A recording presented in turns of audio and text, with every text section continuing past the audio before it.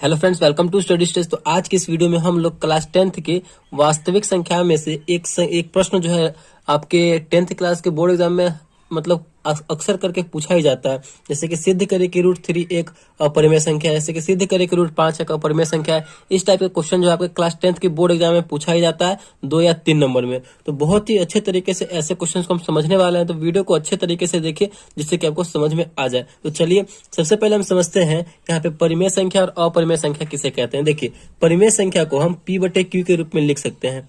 तो जो P/Q को हम परिमेय संख्या के रूप में लिख सकते हैं।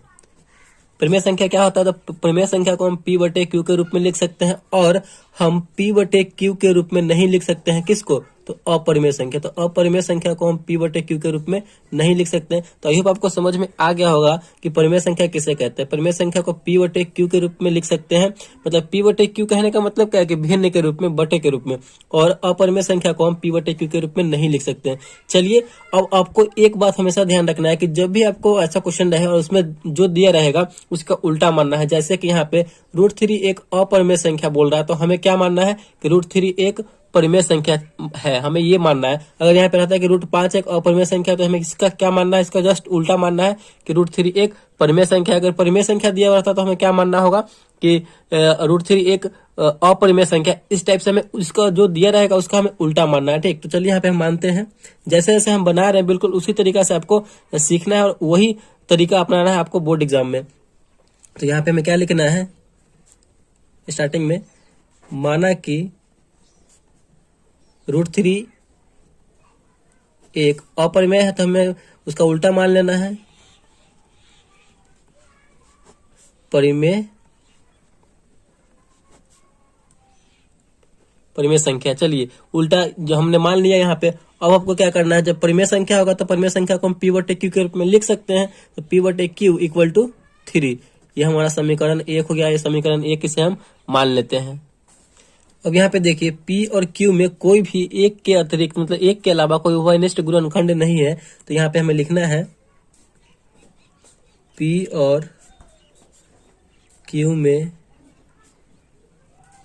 एक के अतिरिक्त कोई भी उभयनिष्ठ गुणनखंड नहीं है। मतलब इस टाइप के क्वेश्चन में थोड़ा आपको मतलब 1-2 लाइन याद भी करना पड़ेगा। तो अपने माइंड में याद करते भी चलिएगा उसको। मतलब 1-2 लाइन जैसे कि इस टाइप का हो गया, तो आपको माइंड में थोड़ा सा ये मतलब याद करते चलना है बस। मतलब सब्जेक्टिव टाइप का ये हो जाता है। चलिए, इतना लिख लिए, P और Q में एक के अतिरिक्त और कोई भी उभयनिष्ठ गुणनखंड नहीं है। अब हमने जो समीकरण 1 माना है, जैसे कि P/Q इक्वल टू √3, ये हमें समीकरण 1 माना है। इसमें हमें दोनों तरफ वर्ग करना है, यानी स्क्वायर करना है। तो यहाँ पे हमें लिखना है दोनों तरफ वर्ग करने पर। यहाँ पे आप लिख सकते हैं समीकरण 1 में दोनों तरफ वर्ग करने पर। तो समीकरण 1 में चलिए हम दोनों तरफ वर्ग करते हैं। समीकरण हमारा 1 में यहाँ दोनों तरफ वर्ग करेंगे तो P/Q का होल स्क्वायर इक्वल टू √3 का होल स्क्वायर हो गया। इसे सॉल्व कीजिए तो हो जाएगा यहाँ पे P² बटे में Q स्क्वायर। यहाँ पे √3 का होल स्क्वायर हो रहा है तो रूट से रूट कैंसिल हो जाएगा, सिर्फ बचेगा क्या? अंदर वाला बच जाएगा 3। ठीक, उसके आगे सॉल्व कीजिए। हम यहाँ पे Q को उधर भेज देंगे, P/1 Q को उधर भेज देंगे। P²/Q equal to 3 into Q।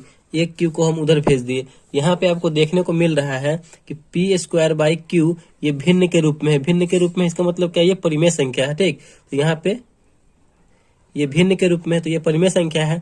ठीक, ये भी पूर्णांक है लेकिन ये भिन्न के रूप में तो ये परिमेय संख्या है। यहाँ पे 3 इंटू Q है, यानी 3 भी पूर्णांक है और Q भी पूर्णांक है। तो ये संख्या क्या हो गया? तो ये पूर्णांक के रूप में है। तो आप देखिए यहाँ पे पूर्णांक के रूप में और एक भिन्न के रूप में, तो ये असंभव है कि भिन्न इक्वल टू पूर्णांक, यानी भिन्न जो है पूर्णांक के बराबर कभी भी नहीं होता है।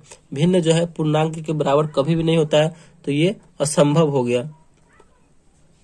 ये असंभव है। ठीक, तो हमने जो हमारी जो मान्यता थी, जो हमने माना था कि √3 एक परिमेय संख्या है, तो हमारी मान्यता गलत है। तो यहाँ पे हम लिखेंगे चूंकि हमारी मान्यता गलत है, ठीक, इसलिए √3 एक अपरिमेय संख्या है। यहीं पे हमारा जो है ये क्वेश्चन बन के तैयार हो गया। और इसी तरीके से हमें इस टाइप के क्वेश्चन को बनाना है। कुछ कुछ बातें इसमें आपको थोड़ा याद करनी होंगी, जो सब्जेक्टिव टाइप का है, जो लिखने वाला है, ठीक। तो यही तरीका है बनाने का इस टाइप के क्वेश्चंस को। तो आई होप आपको ये क्वेश्चन समझ में आ गया होगा और तरीका भी मालूम हो गया होगा किस तरीके से ये बनेगा। अगर वीडियो आपको अच्छा लगा और पसंद आया तो प्लीज वीडियो को एक लाइक कीजिएगा और चैनल पर नया है तो चैनल को सब्सक्राइब जरूर कीजिएगा। Thank you.